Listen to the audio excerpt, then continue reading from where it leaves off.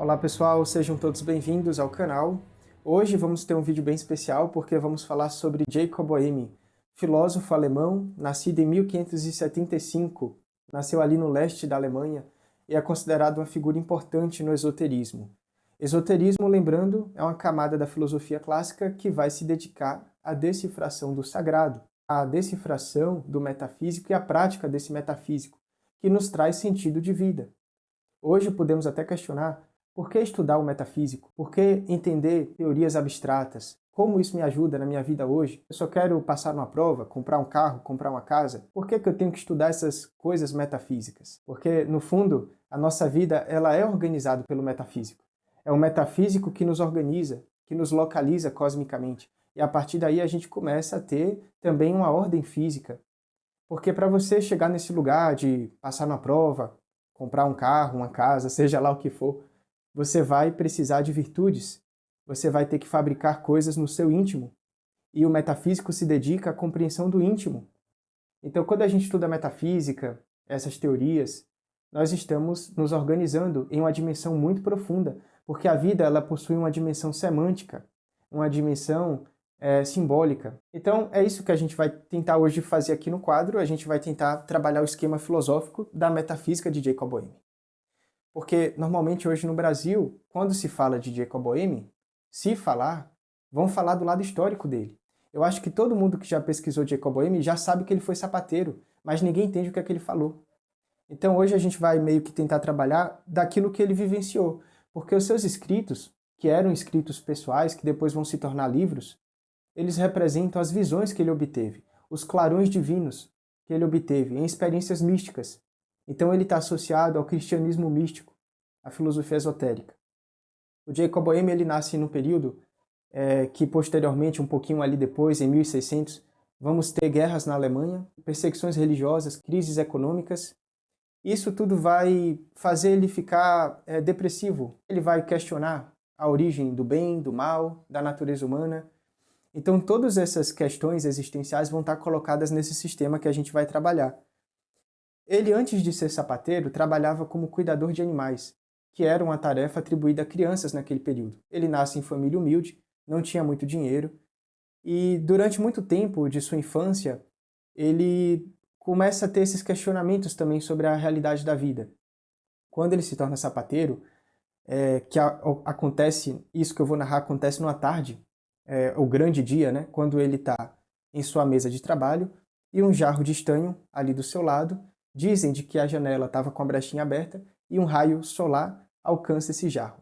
E quando isso acontece, ele visualiza aquela cena e a partir daí ele tem a sua epifania, ele tem a sua iluminação. Simples assim. E aquilo se torna um grande clarão em sua vida. Talvez isso seja metafórico. Eu acredito que possa ser mais metafórico, do raio significar algo, do estanho significar algo. E a partir daí ele compreende a natureza de Deus, porque ele vê, não com os olhos físicos, mas ele vê, certo, com a sua visão espiritual, a realidade divina ser apresentada. E é isso que a gente vai tentar fazer aqui hoje. A gente vai entender com esse círculo, que na verdade é a tentativa de recriar um diagrama clássico, o que ele viveu nessas epifanias, certo? Então temos aqui o nascimento de Deus, temos aqui, digamos, a cosmologia do Jacob Boehme, o nascimento dos três princípios ou três mundos, do bem, do mal e do planeta Terra, tá?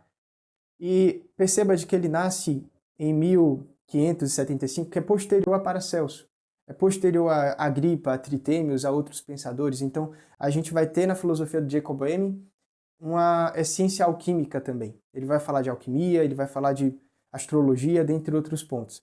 Então isso vai abrir margem para a gente trabalhar vários aspectos da sua filosofia. Então vamos começar a entender, a partir dessa ilustração, um pouco mais daquilo que ele observou, certo? Aqui nós temos o grande abismo. E o que é o grande abismo? Nós não sabemos, não tem como saber. Mas aqui temos a natureza divina obscura, aquilo que não vai ser explicado, aquilo que é mistérico, aquilo que a gente não consegue tocar nem penetrar, certo? Mas é daqui que vem e que nasce Deus e todas as coisas. E esse Deus, ele é totalidade, ele é totalizante. Esse Deus para o Jacob Boehme, ele está ligado a todos os sentidos que nós temos. Então ele toca tudo, ele vê tudo, ele cheira tudo, ele sente tudo. E nós vamos ter, a partir daí, o entendimento de que o bem, o mal, a luz e as trevas vão nascer a partir desse processo abismal. Então esse núcleo abismal, ele se torna o entendimento básico de todo o restante da criação. Mas ele é tão misterioso que a gente não consegue decifrá-lo. Só que ele existe, ele está lá, certo? Eu estou aqui com a obra A Sabedoria Divina, o Caminho da Iluminação. Então aqui na primeira, digamos, introdução da universalidade de Deus-Satã, que inclusive a gente até já leu uma parte, um outro vídeo, no seio daquilo que chamamos Deus está compreendida a universalidade das manifestações sobrenaturais, naturais e contrárias à natureza. É impossível e vedado apreender Deus fora da natureza. A natureza de Deus não é visível. Falamos do invisível, do impalpável, de tudo que está acima e além dos sentimentos e dos sentidos humanos. Deus, enquanto universalidade, compreende as trevas e a luz, os sofrimentos e a felicidade, as profundezas e as alturas. Nós podemos entender de que, dentro dessa noção de abismo, a gente vai ter dois princípios. O primeiro princípio, ele é um princípio ligado à ideia obscura, que é o que chamamos de ira de Deus ou a cólera de Deus, certo? Então veja esse princípio como de fato uma coisa que vai ser depois importante para criar o planeta Terra, certo? Então o objetivo desse desenho que a gente está fazendo é entender a dimensão do nosso mundo, certo? Eu lembrando, estou seguindo aqui um diagrama que já existe, uma ilustração que já existe, que é essa daqui, mas a gente está simplificando no quadro. Então nós temos aqui, nessa ideia do princípio, o primeiro princípio sendo as trevas, certo? Só que aí depois nós temos a luz como um segundo princípio. Tá? E aí nós entendemos de que existe uma espécie de atrito entre as trevas e a luz. E esse atrito ele vai ser importante porque é daqui que aparentemente temos consciências e essências sendo criadas. Então o atrito, olha só, da luz com a sombra tem essas faíscas, certo? E aí a gente vai juntar tanto esse lado sombrio, obscuro, a ira de Deus, com o amor de Deus, a beleza, o encanto, a harmonia. Então os dois meio que se derramam, olha só que legal, os dois meio que se derramam para criar uma terceira coisa, que é o nosso mundo físico. Então a gente vai ter aqui as trevas e a luz, que vai gerar o mundo físico manifestado. E nós estamos aqui no mundo físico manifestado. Só que existe aqui no mundo físico manifestado, antes da gente ter toda a nossa realidade, nós temos o zodíaco. Normalmente se é visto nas ilustrações sempre com essa imagem, né, dos desenhos. Aí temos aqui o signo de Áries, o signo de Touro, certo? E o que é que representa o zodíaco? O zodíaco representa os animais do céu, zodíaco. Então é como se fosse a dimensão que vai se encarregar de trazer as influências para a Terra. E os antigos eles percebiam isso. Agora, quando a gente fala sobre esse corpo zodiacal, a gente não está falando dos planetas que a gente observa. A gente está falando do sentido simbólico desses planetas, certo? E como sentido simbólico, existe uma influência. Do latim fluere, algo que é introjetado dentro de nós. A própria natureza já introjeta essas influências, esses influxos que nós recebemos, certo? Isso não é uma coisa explicável cientificamente. Vai ter gente que vai falar de que a astrologia funciona por onda, por explosão solar e ondas cerebrais que são formadas. Vão ter gente que vai falar de que a mitologia, que aí já tem acesso ao inconsciente coletivo. Não se sabe ao certo de como ela funciona, mas ela funciona. Porque a gente observa os fenômenos. A gente consegue entender através daquilo que ela nos traz. Então tem coisas que funcionam e a gente não sabe explicar o porquê funciona. Esse é o caso da astrologia. Eu trabalho com astrologia há uns 10 anos. Eu trabalho com uma coisa que eu não sei como é que ela funciona. Eu só sei que funciona. Você segue as regras, as técnicas da carta gráfica, certo? Você observa os ângulos, os aspectos, tudo certinho, e você consegue sim compreender a personalidade da pessoa como tendências, né? Porque ela não traz o destino. Isso daí também é outra besteira que a gente fala muito, de que a astrologia traz destino. Não. ela simplesmente fornece as influências, as tendências da sua vida. E aí, a partir daí você vai operando essas influências, você vai maturando a alma dos planetas em você mesmo, certo? Mas ela sempre correspondeu a um corpo simbólico. Salvo engano, até não sei se é o Levi ou o Bardon que fala isso, de que as estrelas que a gente observa nada tem a ver com as estrelas astrológicas, com as constelações astrológicas. Então, para o Jacob Boehme, esse é o esquema, tá? Vocês podem observar aí esse esquema. Então, para a gente finalizar o nosso vídeo, agora a gente vai entender como essas duas essências, trevas e luz, elas geraram o nosso mundo. E por que isso é importante? Para entendermos os nossos corpos, a nossa configuração elementar. Porque, como a gente sempre fala aqui no canal, a consciência é aquela que veste o mundo. E quando nós vestimos o mundo, nós estamos também vestindo esse grande drama cósmico, essa grande dramaticidade. Porque o nosso mundo, ele é um espaço, certo? Para a atuação de duas forças em nós, amorosas e bélicas. Então nós estamos, de alguma maneira, tentando resolver um problema cósmico na nossa dimensão física de realidade. Por isso que você tem pensamentos, às vezes, complicados, desarmônicos, perversos, mas tem também pensamentos bons, unificadores, harmônicos, saudáveis, sadios, certo? Então a gente é a mistura de várias coisas. A gente vê muito isso lá em Timeu de Platão. Então o Jacob Boehme, ele trabalha esse processo. Nós vamos ser aqueles que vamos encerrar esse caos que está ligado à natureza divina, mas que não pertence a Deus a resolução, pertence ao homem, pertence ao ser humano, certo? Então o nosso mundo, ele é um mundo que detém sim as suas crises, as suas discórdias, as suas corrupções. Nós vestimos essas corrupções, esses conflitos, nos sentimos ofuscados na matéria, certo? E aí vamos aprender a renascer dentro desse processo, que corresponde religiosamente à queda de Lúcifer, que também corresponde à queda humana. Aqui eu falo mais de uma teoria mitológica, cosmogônica, para entendermos a nossa realidade, do que algo literalizado. Existem três qualidades primitivas nas trevas e na luz.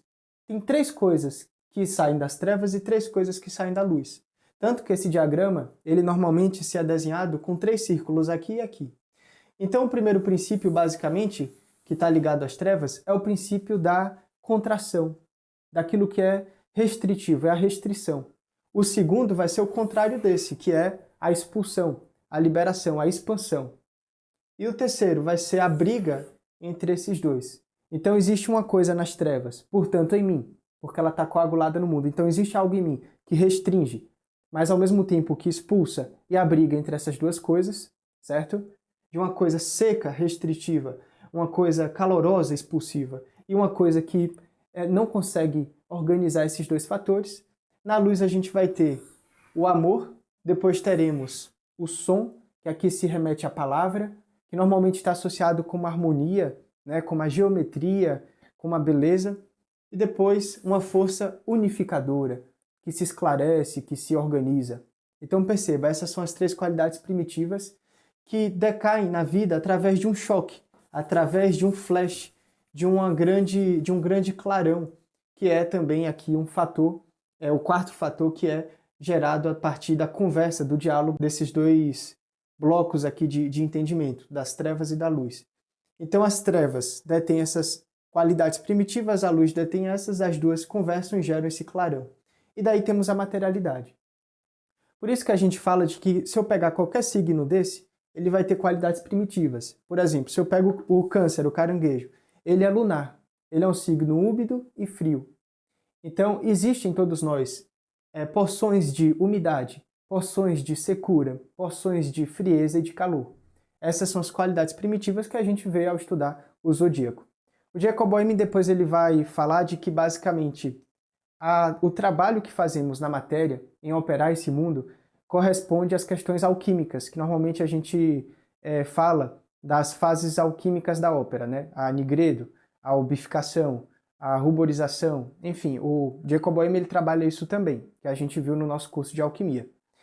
Então, basicamente, nós temos essas 7 características, e disso nasce o nosso mundo, e os nossos corpos eles são produzidos. E a essência, vestindo esse mundo, ela está temporariamente, digamos assim, petrificada nesse espaço-tempo.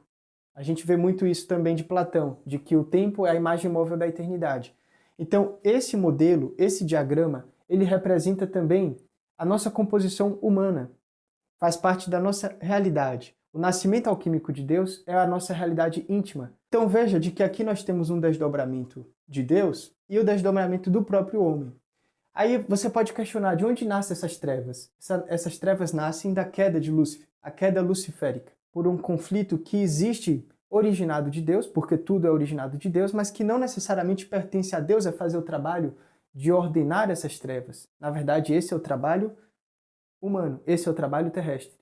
Então, nesse sentido, o que é a Terra? A Terra é o lugar onde vamos encerrar essas lutas, esses conflitos.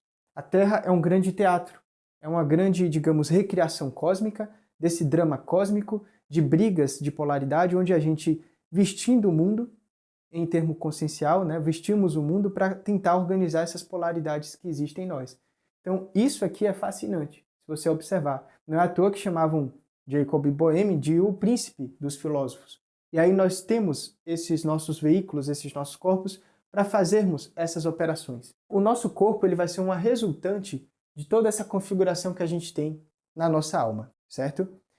Pessoal, aqui faltou muita coisa para falar sobre Jacob Boehme. Isso daqui não é nem 1% de Jacob Boehme, de sua filosofia, mas é, claro, uma introdução amigável que você pode, a partir de uma inspiração, já querer comprar um livro dele, que é realmente aí o meu objetivo com vocês agora é incentivar a leitura de Jacob Boehme, que é uma leitura também um tanto poética e que vai ser do agrado aí de bons leitores que gostam de um esoterismo mais qualificado, mais profundo. Eu espero que nesse nosso hoje mundo maluco que vivemos, né, onde as pessoas dizem estar, por exemplo, incorporando Helena Blavatsky, a gente consiga voltar ao centro de estudos sérios tipo esse daqui.